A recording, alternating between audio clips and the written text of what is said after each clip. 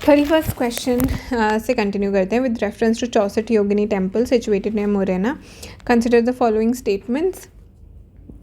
It's a circular temple built during the reign of Kachapagata dynasty. It's the only circular temple built in India. It was meant to promote the Vaishnav cult in the region. Its design has given rise to a popular belief that it was inspiration behind the Indian Parliament building. Which of the following is correct? चौसठ Yogini temple. 64 योगिनी मतलब कुछ female से related होगा, मतलब female deity या योगिनी से related temple situated near Morena. तो पहली बात तो it's the only circular temple built in India. ये तो पहले ही बहुत बेतुकी बात है, क्योंकि ऐसे तो कहीं पे कोई भी टेम्पल हो सकता है और इंडिया में तो टेम्पल्स की कोई कमी नहीं है. सो जैसे ही हम सेकंड को एलिमिनेट कर देते हैं, सी आंसर है. बट इसकी बाकी डिटेल्स पर जाएँ तो this temple look somewhat like, ऐसा नहीं, दिस लुक समवॉट लाइक ऐसा सर्कुलर सा है ये, एंड इसमें से वैसे बहुत सारे पिलर्स हैं. तो एक ये सर्कुलर टेम्पल है एंड ओपन एयर सर्कुलेशन रहती है इसके अंदर. तो ऐसे दो तीन कुछ पॉपुलर टेम्पल्स हैं. एक तो है यही मोरेना के अंदर. मोरेना कहाँ पे? एमपी में, और ये आर्कियोलॉजिकल सर्वे ऑफ इंडिया के द्वारा प्रोटेक्टेड है. फिर मितावली और हीरापुर उड़ीसा, ये सब एक दो जगह हैं जहाँ पर ये और पाया जाता है. तो ये हो गया इस टेम्पल के बारे में. Next, which one of the following ancient towns is well known for its elaborate system of water harvesting management by building a series of dams and channelising water into connected reservoirs. बहुत वैसे तो ये popular है कि इसका answer Dholavira ही है. Secondly बात ये भी है कि यही इसके बारे में और अगर हम कुछ चीज़ें देखें तो ढोलावीरा कहाँ पर है? गुजरात में, खादेर बेट आइलैंड गुजरात. फिर यूनेस्को की एक प्रोटेक्टेड साइट है, ये स्टोन से बना हुआ है. बाकी जो साइट्स हैं हरप्पा, वो वहाँ पे ब्रिक्स पॉपुलर है कि ब्रिक्स और उनके डायमेंशंस, वो कुछ 16 के उसमें कुछ डायमेंशंस का कहीं कहीं जिक्र आता है. मतलब बेसिकली स्टैंडर्ड डायमेंशंस थे वे ब्रिक्स के. फिर हम बात करते हैं कालीबंगन, राखीगढ़ी, रोपर. कालीबंगन राजस्थान में, कालीबंगन यानी कि ब्लैक, और बैंगल्स तो राजस्थान में. कालीबंगन किस रिवर के ऊपर है? घाघर. एंड यहाँ पर एक तो प्लोड फील्ड्स के वो मिले हैं, प्लोड फील्ड्स के क्या एविडेंसेस मिले हैं. राखीगढ़ी कहाँ पर है? हिसार, हरियाणा. सरस्वती रिवर पे था, जो सरस्वती रिवर अब तो सूख गई है. And it's said to be that it's the largest site. और रोपड़ आता है पंजाब के अंदर. किस रिवर पर है? Sutlej. And it's the independent India की इसको फर्स्ट साइट माना जाता है, फर्स्ट साइट. वैसे तो हरप्पन तभी उसी, इसलिए हम हरप्पन सिविलाइजेशन कहते हैं, बट इसको फर्स्ट साइट माना जाता है इंडिपेंडेंट इंडिया की, रोपर को. और यहाँ पर सीक्वेंस में एविडेंसेस मिलेंगे, हरप्पन, मौर्यंस और ऐसे ऐसे करके पूरा सीक्वेंस में यहाँ पे एविडेंसेस मिले हैं.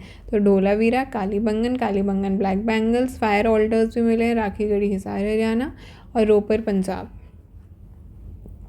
सतलुज रिवर, तो सतलुज रिवर एंड क्या बोलते हैं,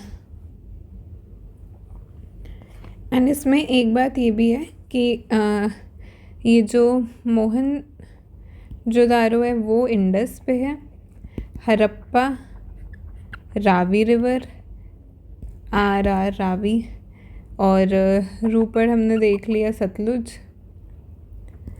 एक बनावली भी आता है, तो बनावली ये भी हरियाणा में है. यहाँ पे वो टेराकोटा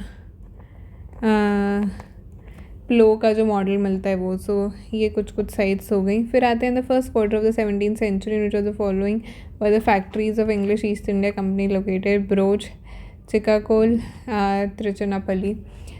तो अगर मैप पर देखें तो यहाँ पर आता है कहीं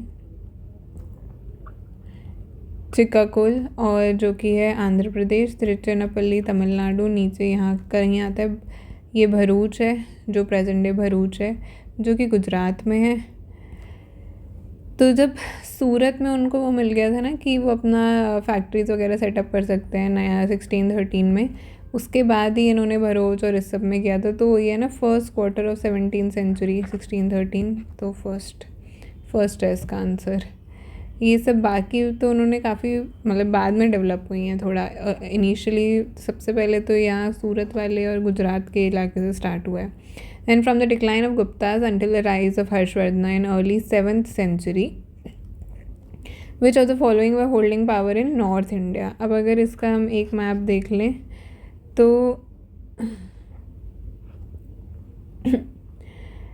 यहाँ पे आता है वल्लाभी, तो वल्लाभी में है मैत्रिकाज, यहाँ नीचे आते हैं पल्लवाज, यहाँ पर आता है चेराज, मतलब सारे ही डायनेस्टीज़ मैं बोल रही हूँ जितनी भी पॉपुलर हैं।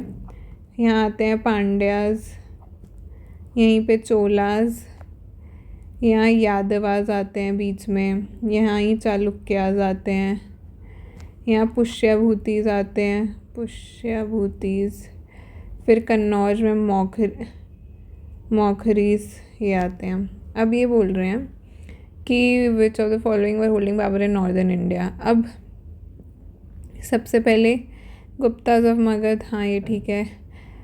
परमाराज ऑफ मालवा, अच्छा। पुष्यभूतीज ऑफ थानेसर, ये तो है ही, तो जिसमें 3 नहीं उससे पहले हटा दिया जाए। फिर आता है मौखरीज ऑफ कन्नौज, ये तो है जिसमें अच्छा इन दोनों में तो 4 है ही। Yadavas of Devagiri and Maitrakas of Valabhi, 20 the answer, यानी कि Guptas of Magadha, Pushyabhutis of Thanesar, Maukharis of Kannauj and Maitrakas of Valabhi. This is the answer of all of this. तो from the decline of Guptas until the rise of Harshvardhana in the 7th century, हमारे पास ये north India के kingdoms आते हैं। फिर आता है according to the Portuguese writer Nunes, the women in Vijayanagar were expert in which of the following. Wrestling, astrology, यहाँ कोई रहा तो नहीं था ना, हाँ। Wrestling, astrology, accounting, soothsaying, and correct answer बताना है इसके अंदर। तो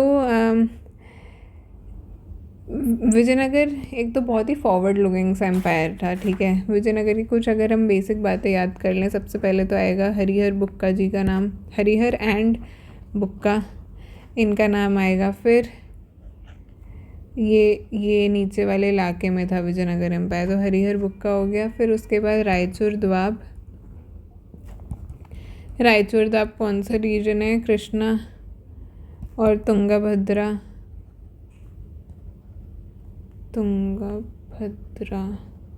ये बीच का। फिर कौन सी 4 डायनेस्टीज़ थी, संगमा, सुलुवा, तुलुवा और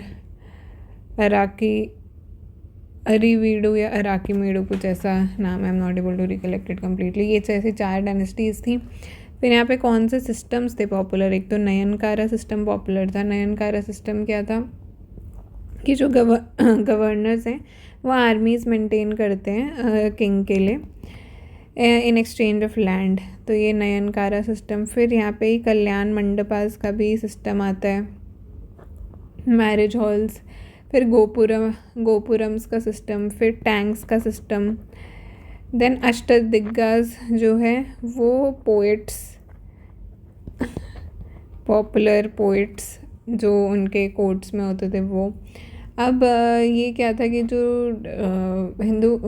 हिंदू मुस्लिम इन्फ्लुएंस से बचाने के लिए हिंदू वो था, ये एम्पायर था। अब एक कुछ कैपिटल कहाँ थी इसकी, हम्पी। पॉपुलर जो इनके एक रहे हैं वो किंग रहे हैं कृष्णदेवराय जी।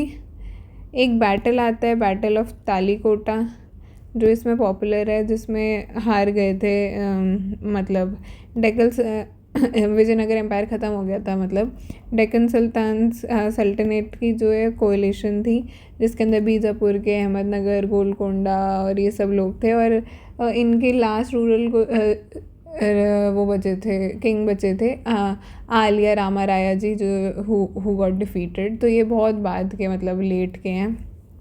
अब इसमें एक क्वेश्चन आता है कि फोर्ट जो भटकल पे बना था, जो कि पोर्चुगीज़ को दिया था किसने? देवराया टू ने दिया था। भटकल पे जो फोर्ट बना था वो देवराया टू ने दिया था। अब दो टेम्पल्स, कुछ टेम्पल्स हैं, वही ना, इन्होंने टेम्पल में काफ़ी आविष्कार करा। सो देवर टू टेम्पल्स। एक तो विरूपाक्षा टेम्पल है जो इनका पॉपुलर है, विरूपाक्षा टेम्पल। एक है हज़ारा रामा टेम्पल, वो बहुत पॉपुलर है, जो इन्होंने करा। फिर देवर रिलीजियसली, वैसे वो टॉलरेंट लोग ही माना जाता है उनको, मतलब थोड़े फॉरवर्ड लुकिंग, बेसिकली ऐसी बातें हैं। अब जब हम पोर्चुगीज़ से बात कर रहे हैं ना, तो एक तो न्यूएंस तो है ही, और एक और पाइज, ये एक और राइटर थे जो वहाँ के बड़े पॉपुलर थे। अब आता है कि इसके अंदर और हाँ, यहाँ ऊपर बहामनी वो सब थे, बहामनी किंगडम था। तो ये कुछ बातें हो गई इनके बारे में। नाउ लेट्स मूव टू कि क्या क्वेश्चन है कि विमेन किन किन एरियाज़ में एक्सपर्ट थी। According to Portuguese writer Nunes, the women of Vijayanagar empire were expert in which of the following? Wrestling, astrology, accounting, soothsaying. Soothsaying का मतलब मैं नहीं समझ आया था मुझे, तो हिंदी में अगर पढ़ लिया जाए तो भविष्यवाणी की बात है, ठीक है। Wrestling, astrology, accounting and soothsaying. अब जो भी एस्ट्रोलॉजी और सूटसेइंग, तो उस हिसाब से तो मिलते जुलते ही हैं। तो 2 और 4 मोस्टली एक साथ आने चाहिए, तो इसको तो हटा दो। अब बचा 1 और 3, रेसलिंग एंड अकाउंटिंग। ये मतलब फॉरवर्ड लुकिंग है, तो उस हिसाब से मार सकते हैं, अदरवाइज तो I don't think there is ऐसी कोई स्पेसिफिकली चारों ही चीज़ें इकट्ठी मिलेंगी कहीं पे। फिर आता है with reference to Madanapalle of Andhra Pradesh, which of the following is correct? Madanapalle पहला है Pingali Venkayya design the tricolour Indian national flag here, तो ये रॉन्ग है क्योंकि उन्होंने विजयवाड़ा में किया था, ठीक है। फिर है Pattabhi Sitaramayya ji led the quit India movement, ये भी गलत है क्योंकि he participated definitely, but led. And then Rabindranath Tagore ji translated the national anthem from Bengali in English here, this is the right answer, क्योंकि नेशनल एंथम हमारा जन गण मन, तो उसी को ही मॉर्निंग सॉन्ग ऑफ इंडिया ये उन्होंने ट्रांसलेट किया था जब वो विज़िट कर रहे थे Besant theosophical society. When he was visiting theosophical college, sorry, जब वो यहाँ पे विज़िट कर रहे थे तब उन्होंने ट्रांसलेट किया था अपनी स्टे के दौरान। अब ये जो मैडम बेलावत्स्की एंड कर्नल ऑलकट है, इनके जो हेड क्वार्टर्स थे थियोसॉफिकल सोसाइटी के, वो इंडिया में थे ही नहीं, दैट वाज इन न्यूयॉर्क। जो बात करते थे यूनिवर्सल ब्रदरहुड और इन सब अच्छी पॉजिटिव बातों की, तो ये तो बहुत ही गलत है। इसमें थोड़ा कन्फ्यूजन हो सकता है, और ये उन्होंने यहाँ नहीं किया था मदनापल्ले में, पेंगाली वेंकैया जी ने। 37th की बात करते हैं। Which of the following pairs are correctly matched? सबसे पहले बुरजाहोम JNK में, तो वहाँ पे रॉक कट श्राइन्स के लिए नहीं, पिट ड्वेलिंग्स के लिए ज़्यादा पॉपुलर है वो जगह। Chandraketugarh terracotta art. Ganeshwar copper fact, ये राजस्थान में है। तो यहाँ पे इसी में ही वो कल्चर आते हैं, अहर कल्चर, चालकोलिथिक जो है, चालकोलिथिक, गणेश्वर, कयाथ, जोधपुर, अहर, ये सब जो अलग अलग प्रकार के इनके कल्चर्स हैं, कॉपर आर्टिफैक्ट। तो विच of the following is correctly match? तो तीसरा तो है ही करेक्ट। बुरजाहोम पहले तो हटा दो, और चंद्रकेतुगढ़ टेरिकोटा आर्ट, ये भी ठीक है। सो हम इधर अब इस पे अगले पे आते हैं। फिर आता है कि which of the following above are correct? It was during the reign of Iltutmish that Genghis Khan reached the Indus in pursuit of fugitive Khawarizm prince. It was during the reign of Muhammad bin Tughlaq that Taimur caused Multan and crossed Indus. It was during the reign of Devaraya II of Vijayanagar Empire. Vasco da Gama reached the coast of Kerala. Okay, तो it was during the reign of Iltutmish की चंगिज़ खान आया और ये सब इस Prince का नाम क्या था? जलाल अल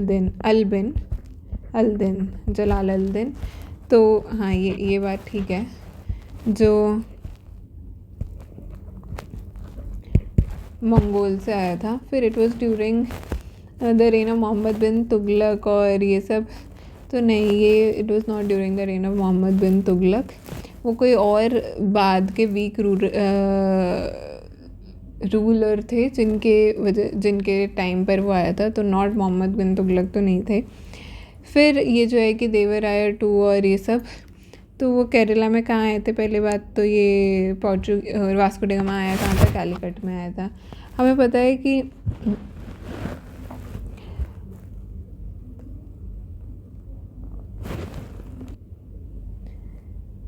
तो यहाँ पर ज़ैमरून का नाम हमने सुना है, जिनको समूथरी भी बोलते हैं, कि उनका ये भी टाइटल था। तो वो विजयनगर नहीं, ये एम्पायर, इनका रेन नहीं था, वो आए थे रीच द कोस्ट ऑफ कैलेरा। और कैलीकट जो है वो कैली कोस्ट से आता है नाम, क्योंकि कॉटन के टेक्सटाइल्स फेमस थे।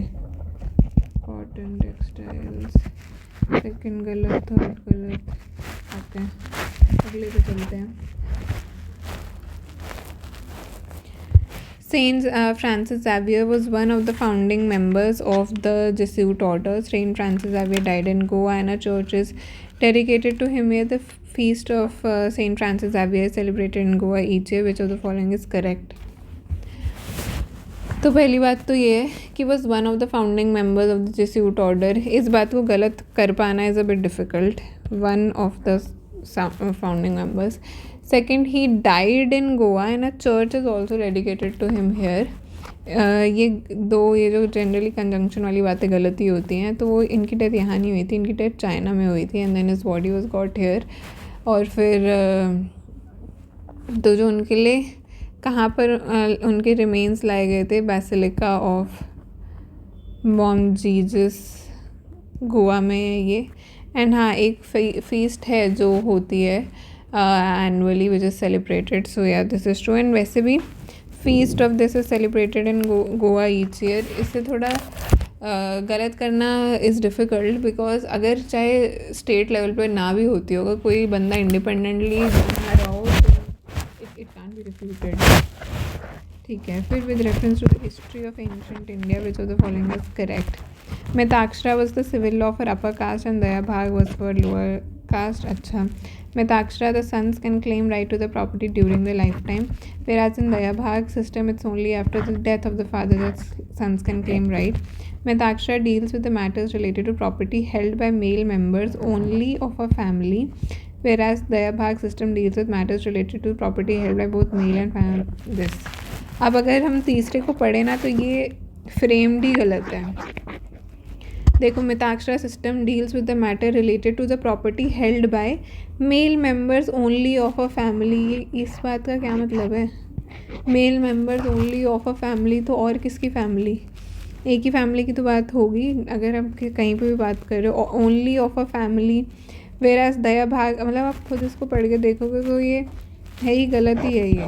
फिर हम इधर पहुँच चुके हैं 1 and 2 पे। So Mitaksara was the civil law for upper caste and Dayabhag was the civil law for the lower caste. तो ये जो ओवरली फैक्ट लेडन चीज़ें होती हैं, दोनों जगह ज़बरदस्ती सिविल लॉ और कास्ट और ये सब कर रहा है, तो ऐसा कुछ नहीं है। सो इसका आंसर सिर्फ सेकंड है, 1 and 2 इज़ रॉन्ग। तो जो फ़र्क इतना है कि ये प्रॉपर्टी सक्सेशन लॉज हैं, और जो सन्स को इमीडिएट मिल जाता है तो मिताक्षरा है, और जहाँ बाद में मिलता है वो दया भाग है। तो अपर कास्ट और इस सब का कुछ नहीं है। एंड दया भाग जो है वो ये बंगाल और असम वाले इलाके में ज़्यादा होता है, it's more prevalent there. With reference to the history of ancient India, Bhavabhuti, Hastimalla and Kshemeshvara were famous Jain monks, playwrights, temple architects and philosophers. अच्छा, प्ले राइट वैसे जस्ट फॉर नॉलेज होता गया है कि जो प्लेस नहीं लिखे जाते, ड्रामास वगैरह जो डायलॉग फॉर्म में लिखे जाते हैं वो होते हैं वो। तो ये अब तो क्या ये जैन मॉन्क्स हैं, क्या ये टेम्पल आर्किटेक्ट्स हैं, क्या ये फिलोसफर्स हैं? The safest bet is of playwrights, क्योंकि लिटरेचर के टर्म्स सबसे ज़्यादा मतलब writers, literatures, these are the things जो सबसे ज़्यादा पॉपुलर होते हैं। बाकी कहीं और इनको ढूंढ पाना इतना इजी तो नहीं है, मतलब पॉपुलर की ईजिली मिल जाएंगे नाम।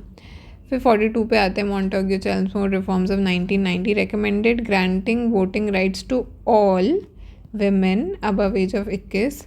The Government of India Act of 1935 gave women reserved seats in the legislatures. Which of the following are correct? तो ये जो मोंटेग्यू चेल्मसफोर्ड रिफॉर्म्स है 1919 के, तो उसके अंदर लिमिटेड फ्रेंचाइज की बात हुई थी, not to all women above the age of 21, ये बिल्कुल भी नहीं था। इसी में ही बात हुई थी प्रोविंसेस में जब हम ट्रांसफ़र कर रहे थे सब्जेक्ट्स को, ठीक है। तो ये प्रोविंसेस, तो ये पहली वाली स्टेटमेंट तो गलत। गवर्नमेंट ऑफ इंडिया के विमेन रिजर्व सीट्स ने, हाँ ये बात सही है, विमेन को भी दी थी, लेबर को भी दी थी, एससी के लिए भी एक्सटेंड, तो इट वाज एक्सटेंड, यहाँ पे फ्रेंचाइज को एक्सटेंड किया गया था और उधर फ्रेंचाइज दैट वाज लिमिटेड, तो सेकंड इसका सही आंसर है। फिर with reference to 8 August 1942 in Indian history, कौन सी बात इनमें से सही है? क्विट इंडिया रेजोल्यूशन, ये डेट वैसे है ही पॉपुलर, तो इसका क्विट इंडिया आंसर है। पर जो इसके बाकी के क्रिप्स मिशन और ये सब, तो ये लेट मार्च में आए थे।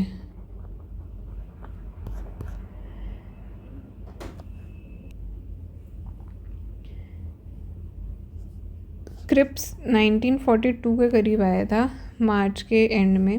कांग्रेस और ये वाली जो दो बातें हुई थी तब हुई थी जब वर्ल्ड वॉर 2 में इंडियंस मतलब ये लिथगो ने जो कह दिया था कि हाँ वर्ल्ड वॉर 2 में बिना इंडियन से पूछे कि हाँ ये भी पार्ट हैं। और तो these things they happened before, ये 1939 में हुआ था जब रिज़ाइन किया गया, फिर उसके बाद और लोगों को जोड़ा गया, तो ये चीज़ सबसे बाद में हुई है इसमें से 8 अगस्त 1942 में। फिर who among the following is associated with songs from the present, the translation of ancient Indian religious lyrics in English. Songs of present Gandhi ji का। अब अगर हम इसमें और लोगों की बात कर लें, क्योंकि औरों के भी नाम मेंशन है, तो ये सॉन्ग्स फ्रॉम द प्रेजेंट कब लिखा है? जब वो येरावाड़ा जेल में थे, येरावाड़ा जेल। फिर सरोजनी अच्छा पहले बाल गंगाधर तिलक जी से ही बात करते हैं। तो इनके जो कुछ फेमस चीज़ें जो उन्होंने लिखी हैं, एक तो द आर्कटिक हाउस, इसलिए वो आर्यंस के आर्कटिक की थ्योरी भी इनकी थी, the Arctic house in Vedas, ये है इनकी एक। फिर केसरी तो सबसे सिंपल, वो इन्होंने लिखा था। महारता, ये भी इन्होंने लिखा था। So these are the things जो बाल गंगाधर तिलक जी ने लिखी। नेहरू जी ने क्या क्या लिखा है? नेहरू जी का या लिखा या जिनमें वो इन्वॉल्व थे, सबसे पहले तो नेशनल हेराल्ड की फाउंडिंग में, फिर उन्होंने लिखी है द ऑटोबायोग्राफी, फिर उन्होंने लिखी है द डिस्कवरी ऑफ इंडिया,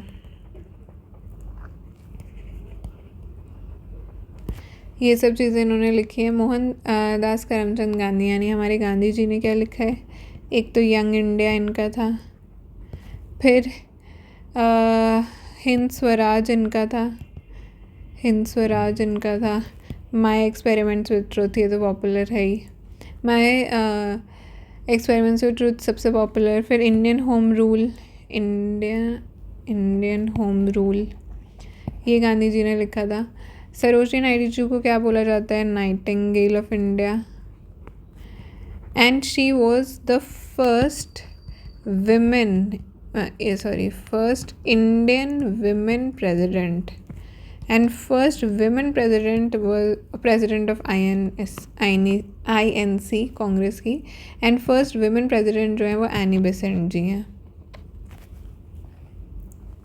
तो आर्कटिक हाउस, महारता, केसरी, ये सब तिलक जी ने लिखा है, गांधी जी का young India, Hind Swaraj, my experiments with truth, Indian home rule, हाँ ये इन्होंने लिखा है, and Jawaharlal Nehru, national herald, the autobiography of India, ये सब इनका है. अब हम ascending order in terms of with reference to medieval India, which of the following is the correct sequence in ascending order in size. तो इसके अंदर सबसे नीचे आता है विलेज, फिर इस पे आता है परगना, परगना के ऊपर सरकार और सरकार के ऊपर सूबा. तो ये परगना, सरकार, सूबा. This is there. Now, who among the following was associated as secretary with Hindu female school, which later came to be known as Bithorn Female School? तो इसके जो सेक्रेटरी थे ईश्वर चंद्र विद्यासागर जी थे. Secretary was Ishwar Chandra Vidyasagar ji. अब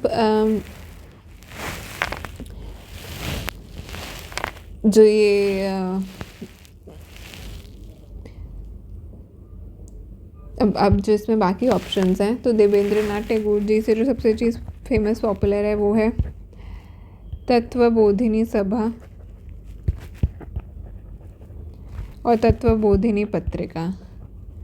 फिर इन्होंने रिवाइटलाइज़ किया था ब्राह्मो समाज को, कि जब राजा राम मोहन जी की डेथ हो गई थी वो 10 साल तक थोड़ा ऐसे ही रहा मामला, फिर he revitalised it and he joined it. पर फिर उनकी केशव चंद्र जी के साथ बन नहीं पाई, तो फिर उन्होंने आदि ब्राह्मो समाज अपना अलग कर लिया था. तो ये इनका ये हो गया. ईश्वर चंद्र विद्यासागर जी ने विमेन एजुकेशन पे हिंदू विडो रीमैरिज एक्ट और बेथुन स्कूल के सेक्रेटरी, इनके सेक्रेटरी तो थे क्या बोलते हैं, बेथुन स्कूल के ही वो सेक्रेटरी. फिर सरोजिनी नायडू जी के बारे में जो अभी हमने ऊपर भी पढ़ा था. सेकंड ये है कि she was the first women governor of United Provinces और प्लेग एपिडेमिक में उन्होंने काफ़ी काम करा था. केसरे हिंद मेडल भी मिला था उन्हें. And then she was a staunch follower of Gandhi ji, Gandhian थी वो. ठीक है, तो ये हो गया. और एनी बेसेंट जी का क्या, होम रूल लीग. और अब नेक्स्ट पे आते हैं. In the context of colonial India, Shah Nawaz Khan, Prem Kumar Sehgal, Gurbaksh Singh Dhillon are remembered as leaders of swadeshi boycott, members of interim government, members of drafting committee, members of Indian National Army. D इसका answer है, members of Indian National Army है. हाँ, फिर आता है कि which of the following are correct with reference to Indian history. तो Nizamat of Arcot emerged out of Hyderabad state. Mysore kingdom emerged out of Vijayanagar. Rohil kingdom was formed out of territories occupied by Ahmed Shah Durrani. Okay, हमें correct बताना है इसके अंदर. तो Nizamat of Arcot emerged out of Hyderabad state, ये जो statement है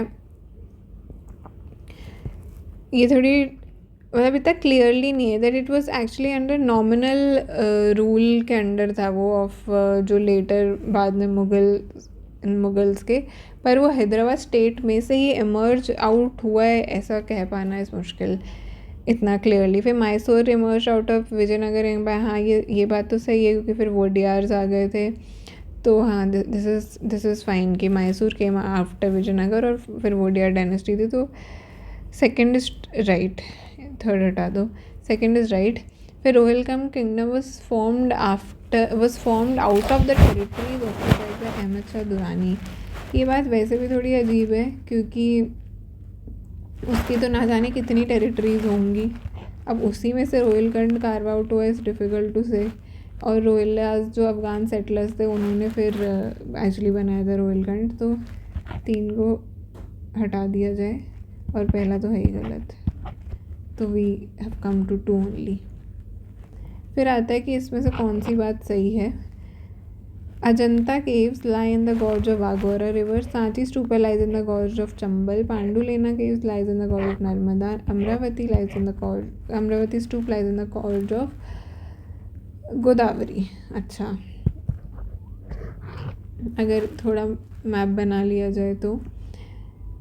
और कुछ पॉपुलर पहले केव्स देखते हैं। अब यहाँ बिहार वाले इलाके में आ जाता है बाराबार, ठीक है। मध्य प्रदेश में हमारे आ जाते हैं भीमबेटका, पांडुलेना, ये महाराष्ट्र, पांडुलेना, कन्हेरी, एलिफेंटा, और फिर नीचे बादामी, यहाँ पे महाबलीपुरम, सीतानवासल, उड़ीसा उदयगिरी, खंडगिरी, इधर महाराष्ट्र में अजंता, एलोरा, ये सब इधर है, ठीक है। ये ब्रॉड सा हमने समझ लिया। अब हम रिवर्स पे बात करते हैं। ओके, अगर हमें ये नहीं भी पता ना वाघोरा रिवर के बारे में, चलो बाई चांस ठीक है, नहीं पता हमें, बाकी देखते हैं। Sanchi lies in the gorge of Chambal, Sanchi lies in the gorge of Chambal river. अब ये चंबल रिवर में नहीं लाई करता, this lies in Betwa, Betwa river में लाई करती है। फिर जो Pandulena caves lies in the gorge of Narmada river, नहीं, ये लाई करते हैं in the gorge of Godavari. Amaravati lies in the gorge of Godavari river, नहीं, ये लाई करती है इन कृष्णा। रिवर्स का भी अगर देख लिया जाए तो ये बानस, चंबल, सिंध, केन, बेतवा, ये सब इधर ऊपर की तरफ है। नर्मदा इधर की तरफ जा रही है, तापी इधर की तरफ जा रही है, गोदावरी इज़ गोइंग है, कृष्णा इधर जा रही है, कावेरी सबसे नीचे है। तो अब अगर वो हमसे ये पूछ रहे हैं कि Sanchi stupa lies in the gorge of Chambal river, it's a bit unlikely, क्योंकि सांची जो है ना ये बीच में आता है, चंबल मतलब एमपी के थोड़ा बीच वाले पार्ट की तरफ है। अब तो ये सांची हो गया। पांडुलेना केव जो है वो आएगा हमारा, वो गोदावरी में है, गोदावरी पे लाई करता है, इधर जैसे गोदावरी जा रही है गोदावरी में लाई करता है। एंड अमरावती जो है वो लाई करती है कृष्णा रिवर में। अमरावती तो बोला ही जाता है साथ ही माउथ ऑफ कृष्णा रिवर, तो अमरावती हो गया कृष्णा रिवर पे, नॉट गोदावरी। ये अमरावती और गोदावरी और कृष्णा में ध्यान रखना पड़ता है कि गोदावरी नहीं है, कृष्णा के माउथ पे अमरावती है। तो इसका जो राइट आंसर है वो है ये वाघोरा रिवर, अजंता केव्स। तो वाघोरा निकलती ही अजंता हिल्स से है, Waghora emerges from Ajanta hills. Chambal जो है वो निकलती है मोह, इंदौर, जनापव हिल्स से। बेतवा जो है वो निकलती है विंध्यन रेंजेस में, नर्मदा अमरकंटक प्लेटू। कृष्णा जो है वो महाबालेश्वर और गोदावरी त्र्यंबकेश्वर नासिक डिस्ट्रिक्ट से निकलती है।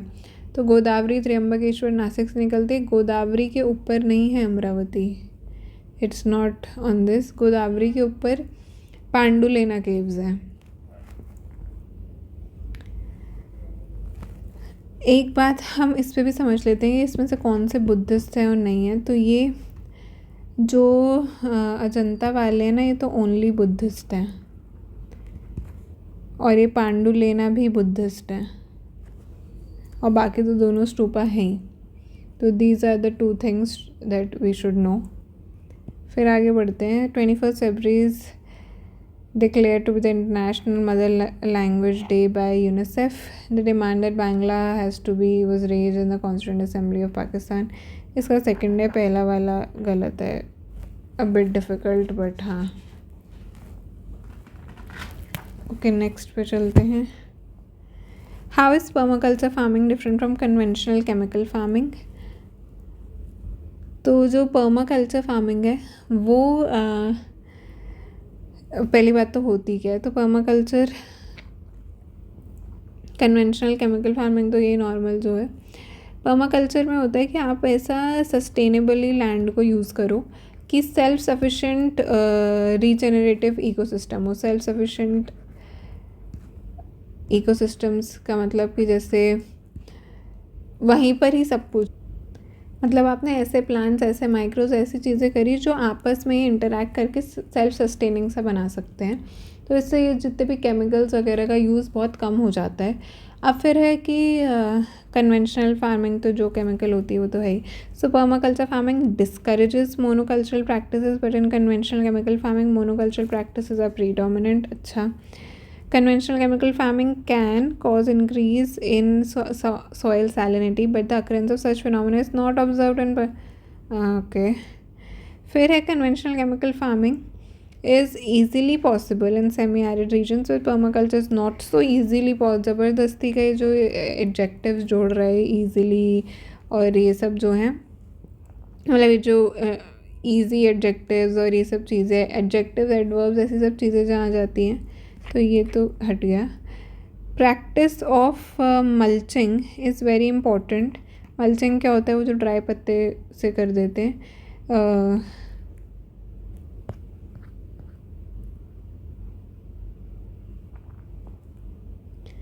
तो मल्चिंग इज़ कि जो सॉइल को कवर कर देते हैं ऑर्गेनिक मटेरियल से, ताकि उसका मॉइस्चर का लॉस कम हो और जो न्यूट्रिएंट्स हैं वो बने रहें, रन ऑफ कम हो सरफेस से। The practice of mulching is very important in permaculture farming, but not necessarily so in conventional chemical farming. Okay. अब जो इसका पहला है ना, discourages mono, but in this, ये बात सही है, तो इससे हम बी तक तो पहुंच गए हैं। अब ये जो इतने बड़े बड़े हैं कि not so in conventional, ये दिखने में लग सकता है कि गलत है, but to a certain degree it's correct, but not necessarily so in conventional। Next question पे चलते हैं। With reference to palm oil, तो palm oil is native to South East Asia. Palm oil is a raw material जो कि lipstick, perfumes, palm oil can be use to produce biodiesel. कौन सा correct है? It's not native to south Asia, it's native to Africa. पहली statement गलत करते हैं हम सेकंड तक तो पहुंच जाएंगे, पर ये क्वेश्चन डाला ही क्यों है? ये क्वेश्चन डाला इसलिए क्योंकि जो नेटिव है वो साउथ ईस्ट एशिया का है, लेकिन प्रोडक्शन वाइज देखा जाए तो सबसे ज़्यादा इंडोनेशिया, मलेशिया, वो ये साउथ ईस्ट एशिया के रीजन से ही सबसे ज़्यादा प्रोडक्शन होता है। That is why it has been put here to confuse. और जैसे आप उसको हटाओगे you will reach there. And बाकी स्टेटमेंट्स ठीक हैं कि पाम ऑयल को यूज़ किया जाता है कॉस्मेटिक्स में, बहुत ज़्यादा जगह यूज़ किया जाता है, और बायोफ्यूल, बायोडीज़ल में तो हो ही सकता है of course. With reference to Indus river system, इसमें से कौन सी ऐसी रिवर है that pours into one of them which joins the Indus direct. So with reference to Indus river system of the following 4 rivers, 3 of them pour into one of them which joins the Indus direct। तो ऐसी कौन सी है जो directly मिलती है? तो चेनाब, झेलम, रावी, सतलुज। चेनाब, झेलम, रावी, सतलुज। तो चेनाब और झेलम आपस में मिलती हैं, फिर रावी मिलती है, सतलुज में ब्यास मिलती है, और फिर सतलुज आगे जाके मिलती है। सो सतलुज इज़ द आंसर। जैसे ही हम इसकी बात करते हैं झेलम की, तो वूलर लेक आ जाएगा दिमाग में, और वेरीनाग आ जाएगा ओरिजिन में, और सतलुज राकस्ताल नियर मानसरोवर, मानसरोवर, ये दीज 2 थिंग्स विल कम। और इंडस की तो हम बात कर ही रहे हैं, तो इंडस में तो Bokharchu glacier near Mansarovar, Mansarovar. With reference to India, Didwana, Kuchaman, Sargol, Khatu are names of glacier, mangrove, Ramsar, saline lakes। Mangrove तो बिल्कुल नहीं है, रामसर होता तो कहीं तो सुना होता। ग्लेशियर और सलाइन लेक्स में फंस गए। अब जो खाटू है वो राजस्थान में है, तो उस हिसाब से आप सलाइन लेक कर सकते हो। So these are salt producing lakes हैं, ये एफिमरल हैं, मतलब इनमें कोई भी रिवर ड्रेन नहीं करती। लार्जेस्ट जो सलाइन्स लेक है अपना सांबर लेक, जो कि लार्जेस्ट सलाइन इनलैंड हमारे पास जो सोर्स है। अब आते हैं हम रिवर्स के ऊपर फिर से। विच of the following rise from the eastern Ghats? सुवर्ण रेखा, अगर हल्का बहुत मैप भी याद है तो सुवर्ण रेखा इधर के कहीं रीजन में आता है, ब्रह्मानी भी इधर के कहीं रीजन में आता है। 1 और 3 को हम जैसे ही हटाते हैं, 2 and 4 इज़ द आंसर। तो नागावली, वंशाधारा, ये वो माइनर रिवर्स हैं जो कि ईस्टर्न घाट में राइज करती हैं, क्योंकि प्रोमिनेंट तो ऐसी नहीं है prominent, so they rise in the eastern Ghats. फिर हम नेक्स्ट पे आते हैं। The global ocean commission grants licenses वो सीबेड दिस एन इंटरनेशनल, तो ये तो बिल्कुल भी नहीं है, वो है इंटरनेशनल सीबेड अथॉरिटी, उसका काम है ये सब सीबेड से रिलेटेड बातों को इंटरनेशनल सीबेड अथॉरिटी देखती है। India receive licenses for this, हाँ ये बात सच है। Rare earth minerals are present on sea floor in international waters, हाँ ये बात तो ठीक है, they are present on the sea floor, इसलिए उनकी माइनिंग की जाती है। तो पहला जैसे ही हम हटाएंगे तो वी हैव रीच्ड हियर।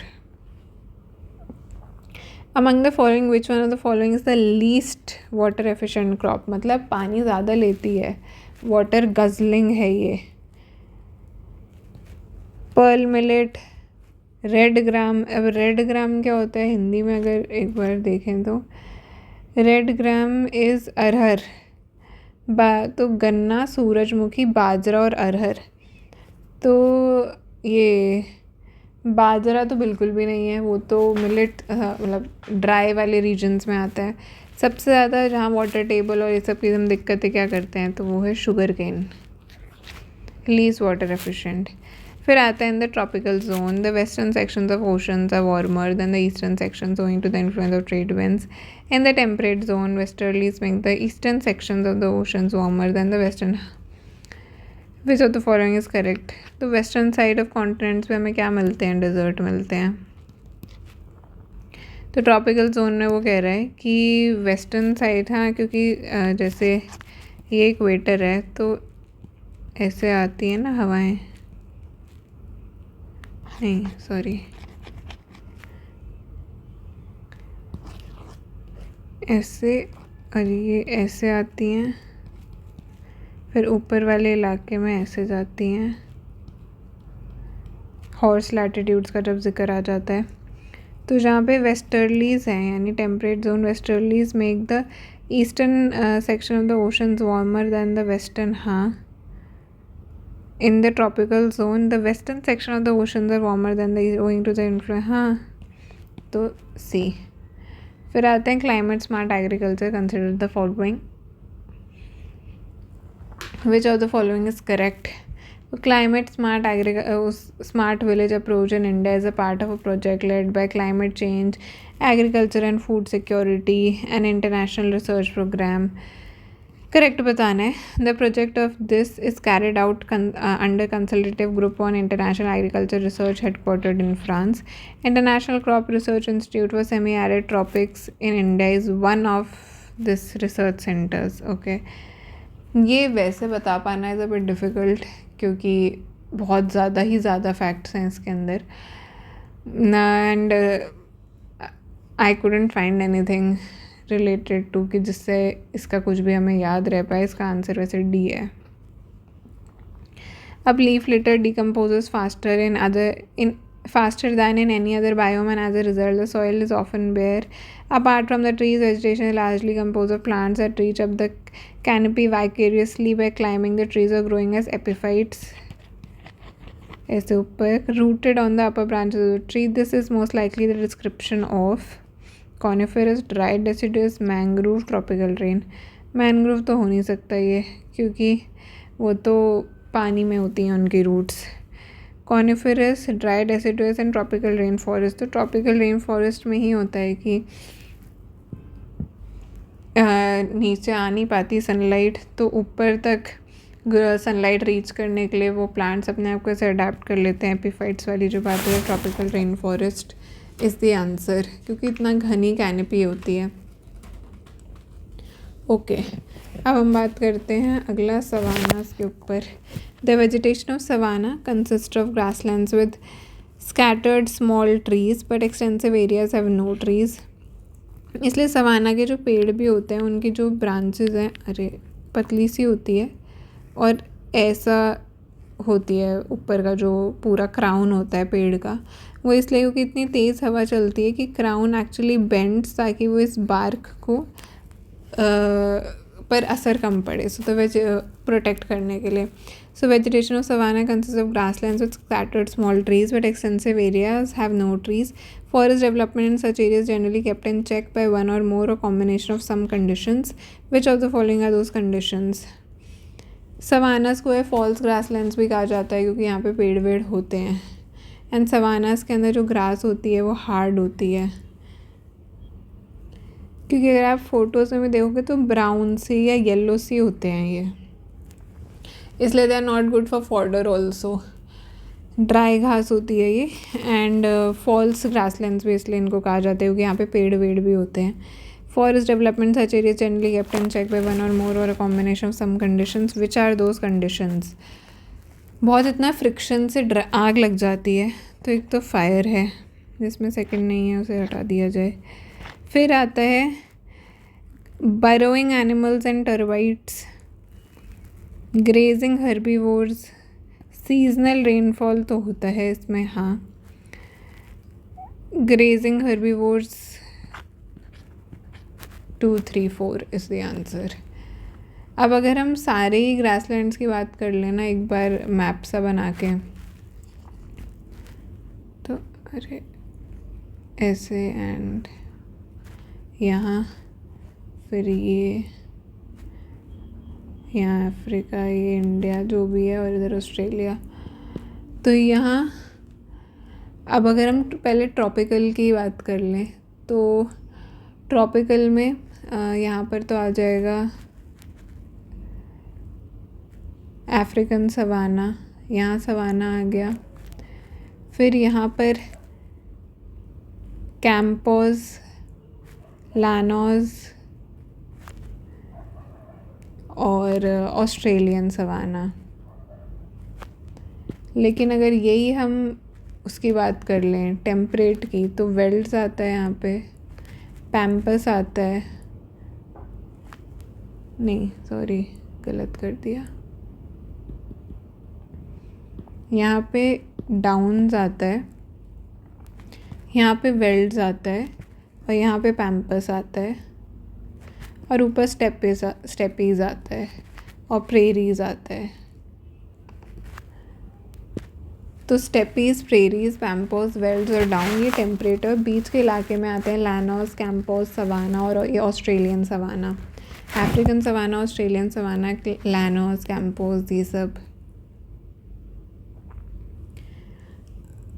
और इंडिया के अंदर जो एक पॉपुलर है वो है बन्नी. एशिया का लार्जेस्ट मानते हैं इसको. बन्नी ग्रासलैंड, गुजरात. अच्छा, विद रेफरेंस टू वाटर. अब ये हाँ, ये जो वाटर वाला गेम है ये बहुत, इससे बहुत ज़्यादा ही सवाल आते हैं, तो इसको एक बार वंस फॉर ऑल इसको समझ लेते हैं कि वाटर का डिस्ट्रीब्यूशन क्या है, किस में ज़्यादा पानी, कम पानी. ओके, अब इसमें होता ये है कि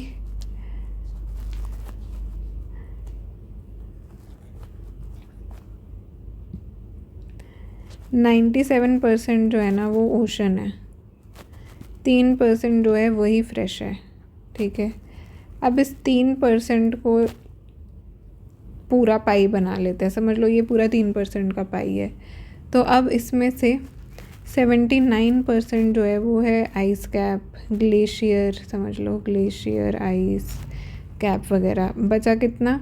21 में से 20% is ground water, 1% surface fresh water जो ईजीली एक्सेसिबल है. अब इस 1% को लंबा कर लेते हैं. अब इस 1% में जो 52% है वो है लेक्स, 1% है जो प्लांट्स में एक्सेसिबल हो सकता है, 8% है वाटर वेपर, 1% है रिवर्स, और 38% कितना हो गया? ये 52 और 8 60 और 2 32% जो है वो है हमारा सॉइल का मॉइस्चर। और इससे बहुत सवाल आते हैं, बहुत कुछ दे सम फेटिश कुछ है इसमें खासियत। तो क्या समझे हम कि सबसे ज़्यादा तो ओशन में हैं, फिर ओशन से कम किस में आता है, ओशन के बाद आते हैं हम ग्लेशियर्स पे, ग्लेशियर्स के बाद आते हैं हम ग्राउंड वाटर पे। मतलब कुछ बर्फ़ जब ओशन से पानी आया, कुछ पानी जम गया, फिर कुछ जम गया, कुछ ज़मीन के नीचे चला गया, हल्का बहुत बचा सरफेस के ऊपर, वो सरफेस के ऊपर जो बचा है उसमें है लेक्स, फिर लेक से कम वेपर, नहीं उससे कम है लेक्स, लेक से कम है सॉइल का मॉइस्चर, फिर है वेपर, फिर है रिवर, और फिर प्लांट्स। अगर मतलब ये तो बराबर से हैं, इक्वल से ही समझ लो इनको, यानी रिवर्स तो बहुत नीचे आती हैं, रिवर्स से ज़्यादा लेक्स के पास है, और ग्लेशियर्स आते हैं और ऊपर मतलब सबसे ऊपर तो ग्लेशियर समझ लो। तो अब अगर ये हम इसको देखें, the amount of water in rivers and lakes is more than the amount of ground water. नहीं, इस पाई को याद करो, इस पाई के अंदर इस 1% को जब एलोंगेट किया तो ये सारी कहानी हुई है, तो पहला तो गलत है। The amount of water in polar ice caps and glaciers is more than the amount of ground water. नहीं, sorry, the amount of water in polar ice caps and glaciers more than the amount of ground water. हाँ, ground water तो 20% ही था, इस वाले पाई को याद करो। सो which is correct second. तो ओशंस के बाद ग्लेशियर्स के बाद ग्राउंड। तो सबसे पहले तो ओशंस ही है, वो तो खारा पानी अलग हो गया। अब जो दूसरा पानी है फ्रेश है, 3% पे ये सारी लड़ाई हो रही है कि ग्लेशियर्स के बाद ग्राउंड वाटर के बाद फिर आएगा ये सारी कहानी की लेक्स के बाद सॉइल का मॉइस्चर, रिवर्स। हमें ऐसा लग सकता है कि हमारे पास इतनी गहरी बड़ी रिवर्स है तो ऊपर आता होगा, but reverse come the last, water vapour भी उससे ज़्यादा है। और इस पर और भी जगह आए हैं क्वेश्चन। फिर moringa drumstick is a leguminous evergreen tree, tamarind tree is endemic to south Asia, India most of tamarind is connected as MFP. India exports tamarind and seeds of moringa. Seeds of moringa and tamarind can be used in the production of biofuels. Moringa को हिंदी में कुछ और तो नहीं कहते? नहीं, moringa सहजन वृक्ष, इससे तो नहीं समझाएगा कुछ। तो पहली बात तो ड्रमस्टिक जो है वो एक लेग्यूमिनस एवरग्रीन ट्री। फिर tamarind is endemic to south Asia, नहीं, एंडेमिक टू अफ्रीका है ये। India most of this is connected as minor forest area. ये सब तो बातें ठीक है, पहले तो जिसमें थर्ड नहीं है उसको हटा दिया जाए बिल्कुल, और जिसमें सेकंड है उसको भी हटा दिया जाए बिल्कुल। तो ये तो फिर India exports tamarind and seeds of moringa, हाँ ये बात तो ठीक हो ही सकती है। Seeds of moringa and tamarind can be used in production of biofuels, हाँ ये भी ठीक है। तो हम बी तक पहुंच गए। अब जो इसमें हमने बात देखनी है, लेग्यूमिनस एवरग्रीन ट्री नहीं है ड्रमस्टिक, ये एक ड्राउट रेजिस्टेंट प्लांट है। एंड इसके बाद ये है कि अफ्रीका में मिलता है, तो 1 और 2 तो गलत हो ही गए थे। अब black cotton soil has been form due to the weathering of brown forest soil. Soil की वेदरिंग से एक नए प्रकार का सॉइल बन गया, बात नहीं बन पाई। फिजर वॉल्केनिक रॉक की वेदरिंग से होता है, हाँ। Granite and schist and shale and limestone, तो इसका फिजर वॉल्केनिक रॉक ही है इसका आंसर। सेकेंडली बात ये है कि ये जो लाइमस्टोन जो है वो एक सेडिमेंट्री रॉक है, कैल्शियम कार्बोनेट, शिट्स या ग्रेनाइट, ये सब जो है मेटामॉर्फिक रॉक है। तो ब्लैक कॉटन सॉइल जो बना है वो वॉल्केनिक रॉक के उससे बना है, वेदरिंग से। नेक्स्ट, अब क्योंकि ये पेपर कोविड वाले टाइम का है 21 का, तो इसमें वैक्सीन, वायरस, इस पे भर के सवाल हैं, तो इसको नेक्स्ट पार्ट में करते हैं।